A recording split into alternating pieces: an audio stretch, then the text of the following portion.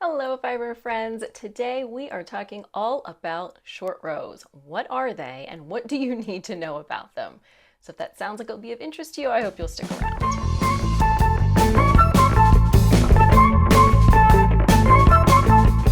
Hello again, fiber friends. Welcome back to the channel. I'm your host, Kristen, and today we are going to be talking about short rows. This is not a tutorial on short row techniques. I do have several of those. You can find them on the tutorials playlist, but today we're talking more in depth about what on earth short rows are. How do they work? What is it you need to know to be able to use them? So whether you are a new knitter who just came across them in a pattern and you don't know what's up, or even if you're a more experienced knitter and you kind of followed the instructions to knit short rows, but you're still not really sure how they work, they seem a little bit magical, we are going to dive into that today. All right, so let's start off with the obvious question. What are short rows? Short rows are exactly what they sound like, meaning they are short rows of knitting, where instead of working all the way to the end of the row and then turning your work, you stop somewhere in the middle and turn your work. However, if you do this without taking certain precautionary measures, you will end up with holes in your knitting. The various techniques used to address those holes are probably what we're going to more commonly hear referred to as working short rows. It's not just the knitting and turning around midway, it's knitting and turning around midway and doing a little fiddly thing so that you don't get a hole in your knitting. So that's really what we mean when we're talking about knitting short rows. And some of those techniques can be a challenge to execute correctly. And as I said, mostly you're following a pattern. It's telling you to do short rows, so you're doing them. But if you need to adjust or figure short rows out on your own, there's a lot of math involved. And so both of those things, sort of the fiddly techniques and the math, are what give short rows the reputation for being difficult. But at their essence, short rows are simply shorter rows of knitting where you do not finish working all the way to the end. You turn around in the middle. Nothing to be scared of, in theory. Why on earth would we be working short rows? Why would we not be knitting all the way to the end of the row? Why are we stopping in the middle and turning around? Short rows are essentially used to shape your fabric, so to create curves or slopes or other sort of rounded, non-square shapes in your otherwise sort of square or rectangular piece of knitting.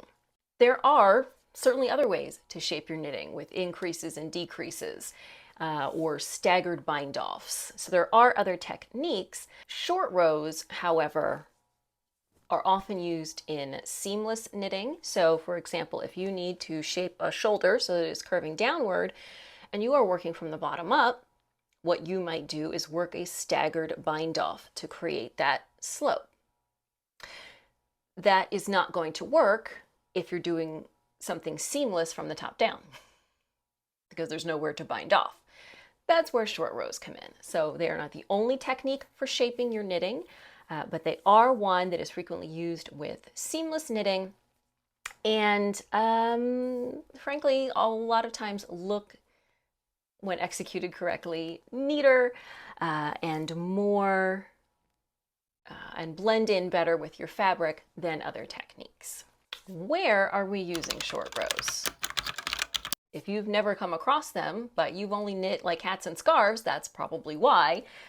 You can use short rows pretty much anywhere that you want shaping, but they are most commonly used in a couple of particular places that you're not going to find in hats or scarves. And that is to shape shoulders, to shape necklines, to add bust darts, and in some cases to work sock heels. So that's not to say they can't be used other places, but I would say those are probably the big four places. Maybe add in to shape a curved hemline. That That was sort of more of a trend, I think, a few years back. We're not seeing that as much, I don't think, these days, the curved hemline, but that is another place where you might see them. You can also see them in some shawl shapes, particularly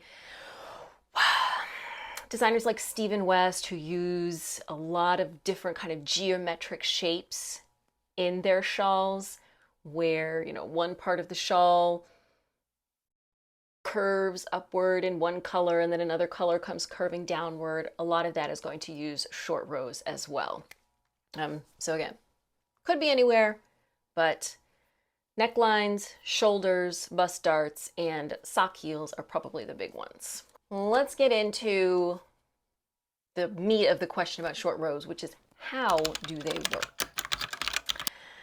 So essentially what short rows do is create additional fabric in only a small portion of your garment, mostly, which is going to sort of raise some parts while lowering others, because you are working more rows in a small section. That section is going to have more height than a neighboring section where you are skipping those stitches because you are working shorter rows. And it's doing this without requiring you to pick up stitches, bind off, attach, sew something separately and seam it on. It is creating this shaping without basically having to cut your yarn and start a new piece of fabric. So again, that's why you're going to see it quite often in things that are designed to be seamless. In addition, depending on how and where you are working those short rows, it may not just create like a slope or a curve, but depending on how you use them, they may actually create sort of a dent out of the fabric. The fabric is going to curve outward and then back in. So that is primarily how they are used, to add extra rows to create more fabric in certain parts of your garment to add shape. The other part of how they work, in addition to creating this extra fabric, is that, as I said, if you just turn without doing some fiddly bits, you're going to get holes in your knitting. So you're going to turn, you're going to do a specific technique that is designed to conceal or minimize that hole. And this is going to create some kind of new stitch. We're going to get in a little bit more to some of the techniques, but something is going to be different about the stitch where you have turned. You're going to manipulate that stitch somehow. And then when you begin working full rows again, you will have to resolve that stitch. And again, this depends on the specific technique, but you're going to have a stitch that looks wonky and you've got to fix that. So you're going to have to fix that stitch in a number of different ways so that your short rows do remain mostly invisible and you get a nice seamless piece of fabric. As I said, the big four are the necklines, the shoulders, the bust darts, and a sock heel. So the way that this works for a neckline, let's say, and I'm going to add some little videos in here that I've done to help kind of visualize this a little bit, but let's say you have a piece of fabric that curves around your neck. Well, you want it to hit sort of the back of your neck here, but you don't want it to here, so you need to curve this downward. Essentially what you're going to do is add more fabric to the back of the neck by working more rows. So you're going to come around to, let's say right here, you're going to stop, you're going to turn. You're going to come around to here, stop and turn. And you are going to, and there are actually two ways to do this. So I think it's honestly just a matter of preference. There's no right or wrong way, and there's not a whole lot of visible difference. Some people like to start by working the shortest row and get longer. Some people like to start by working the longest row and get shorter. That's my personal preference. But essentially, you're going to keep working, shorter and shorter rows so that you've got more rows at the back of the neck and fewer down here at the front. For shoulders, I've got a nice physical example here. So this is a saddle shoulder sweater. And to construct this, you're going to work 2 saddles and then you're going to cast on in between them. So now you've basically got a straight line of stitches going across here, across the back of the neck, and across the other side.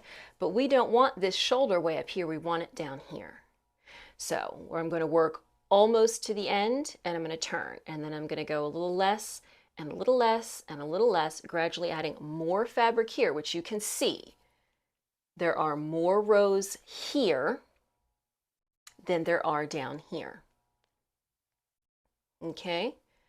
And you can especially tell by looking at this cable here that there are more rows at this cable than there are of this one. So that's how that works, to create a slope so that my shoulder point is curving down on my shoulder like your shoulder does, because here's the top of your shoulder and here's the bottom.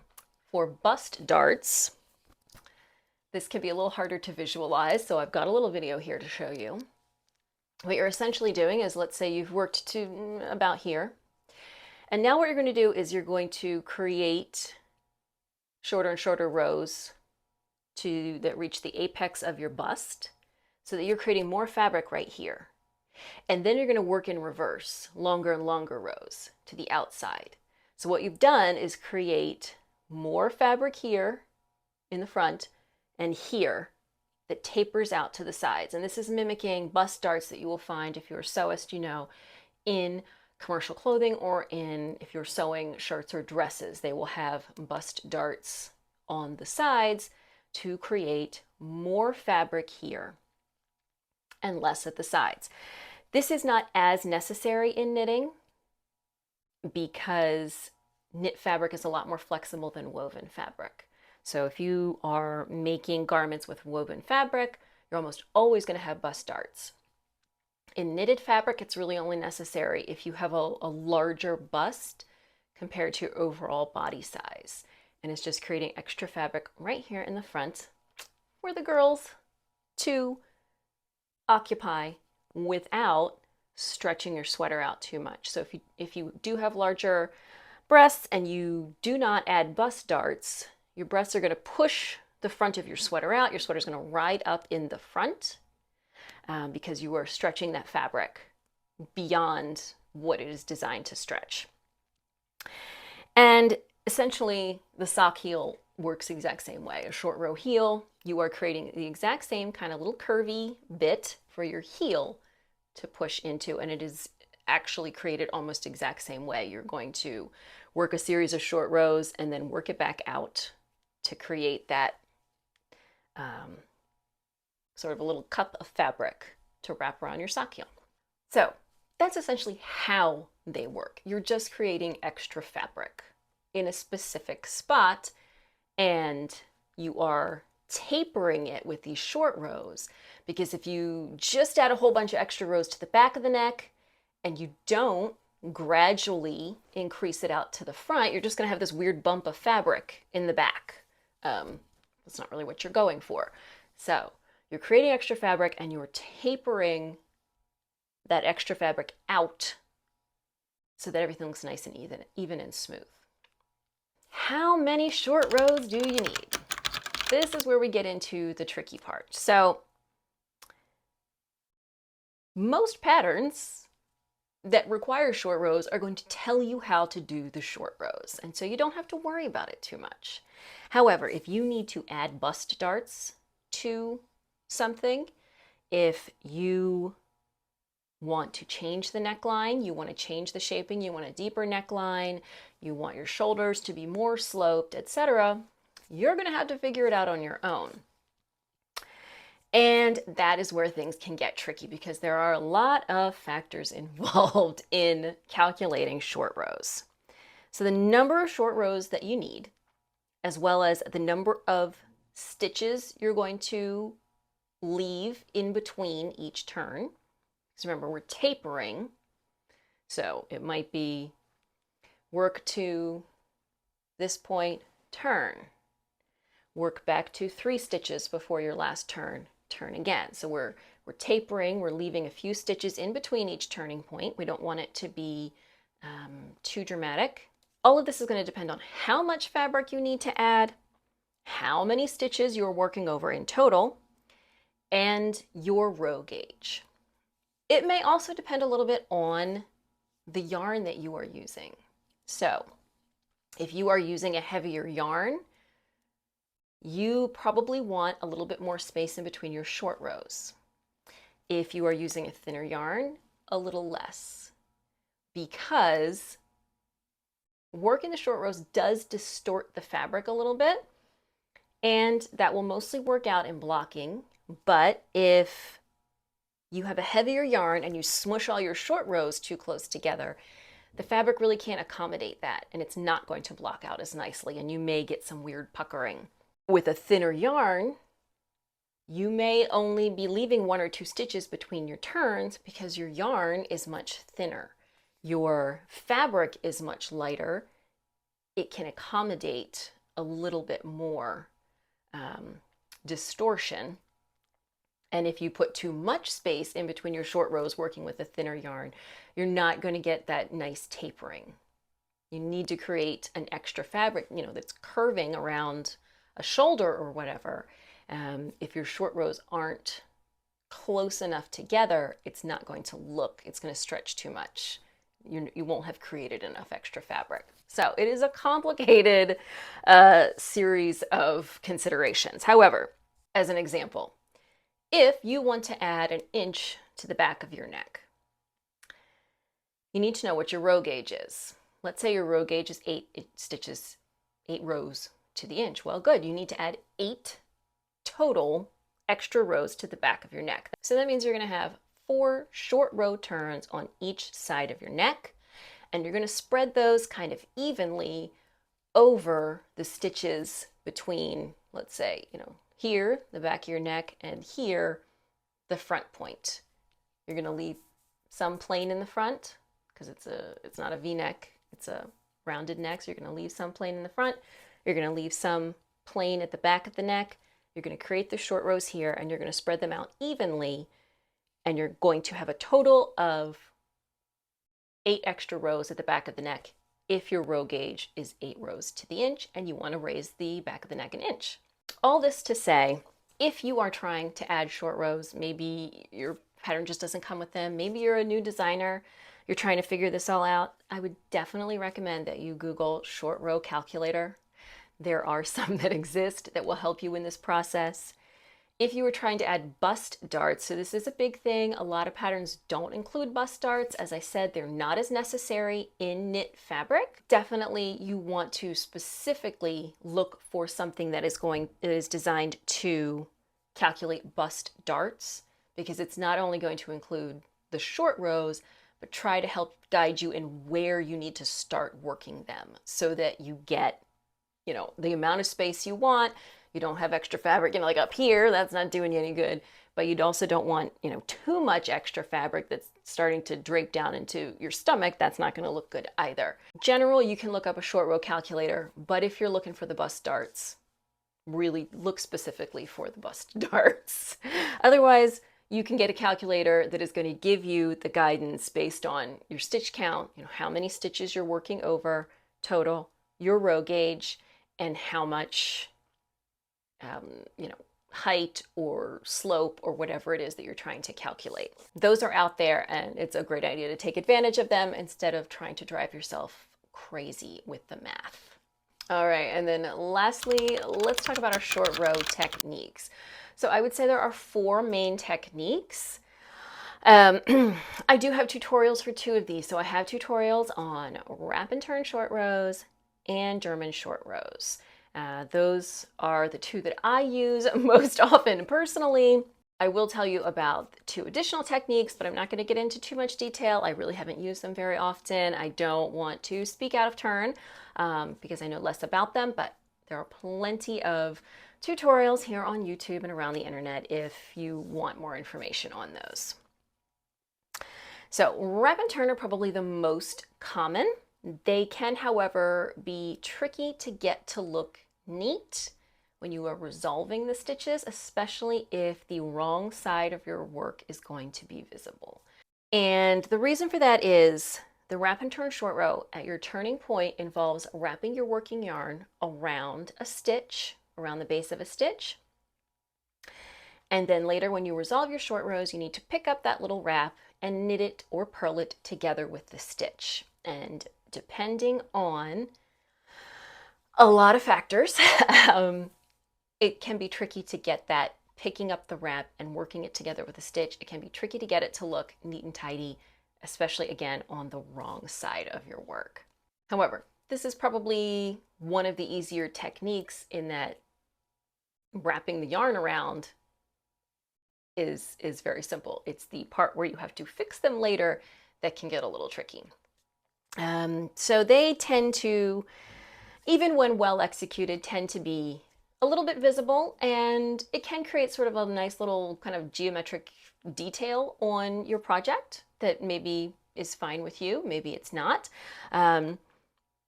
Depending on what kind of fabric you're working with, you know, they maybe are more visible in stockinette, but if you are working in something like cables, or they're not going to be as visible there. The next technique is generally the one I have been using the most since I learned it, and that is the German short row technique. This tends to look very neat, especially in stockinette fabric. However, it does distort a stitch a little bit, and so in some fabrics, it can look a little wonky. And so essentially with this one, when you are at your turning point, you're going to slip a stitch and then pull your working yarn to pull that stitch so tightly that it distorts on the needle, and it pulls both legs of the stitch up onto the needle so that it looks like two stitches. And then later, when you resolve the stitch, you are just going to knit those two legs together like one stitch. So this looks very nice in a stockinette.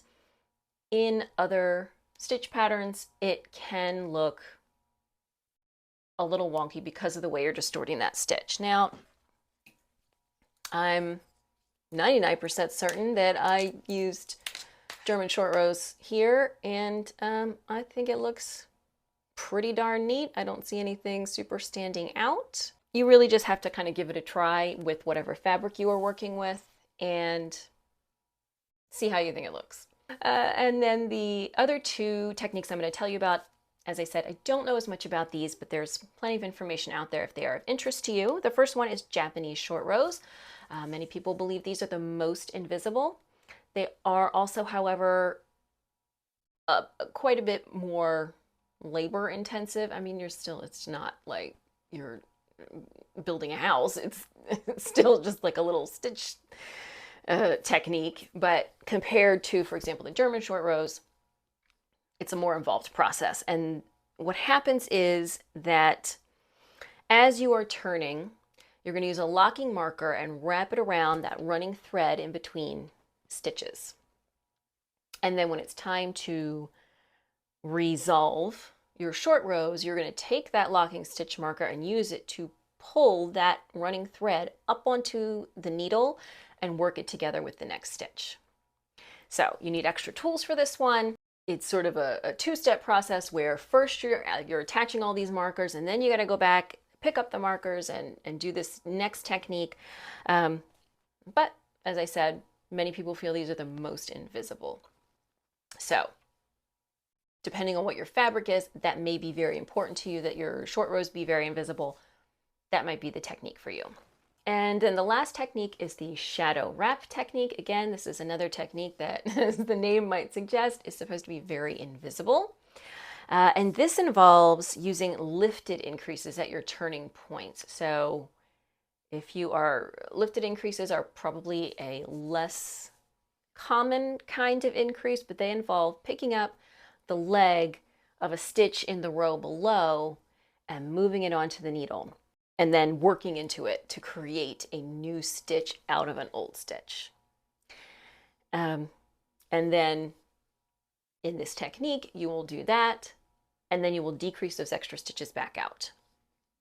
So this one, kind of like the Japanese short rows, this is a bit more involved. Picking up the stitches, making the new stitches, and then going back and decreasing the stitches is a little bit more labor intensive. Again, we're not, constructing the Taj Mahal. It's still just knitting, but it's a little bit of a slower technique. However, Again, it's supposed to be very invisible. Those are the big 4 techniques generally that you will hear about when we're talking about short rows. And again, these are techniques for disguising the short rows. So what you're actually doing, knitting shorter rows to shape, is not changing. These are all simply techniques for disguising the point at which you are turning for your short rows so that they don't leave big holes in your knitting. All right, friends, that is everything I have to tell you about short rows today. I hope that answers some of your questions if you were really unsure about what on earth short rows even are, why you need to be worried about them, how much you even need to know about them. The bottom line is, if they're already included in your pattern, there's not a whole lot for you to do unless what you want to do is to make changes to the shaping. You want to alter a shoulder slope or a neckline depth, or you are looking to add short rows in a pattern that doesn't include them for whatever reason, perhaps bust darts, perhaps you want a different neckline, something along those lines. And if that is the case, this has hopefully provided a little bit more background on that, and I would definitely suggest checking out some of those short row calculators. If you are a designer and you are going to be designing patterns in which you're going to be adding short rows for many sizes, it's probably worth your time to really learn the math. However, if you are just working on a pattern for yourself and you want to add some short rows, a short row calculator is going to save you, I think, a lot of heartache just to consult perhaps once or twice for one single pattern. If you have more questions about short rows, please leave a comment. I will do my best to answer them. I will not claim to be a short row expert, but I have been knitting and designing with short rows for many years. So I do have perhaps a little bit of insight to offer you. Thank you so much for joining me for today's video. If you found it useful or interesting or educational, please give it a thumbs up. Don't forget to subscribe. New videos here every Saturday about knitting. If you are looking for me on social media, you can find me on Ravelry and Instagram as Media Peruana, and I will see you soon in another video.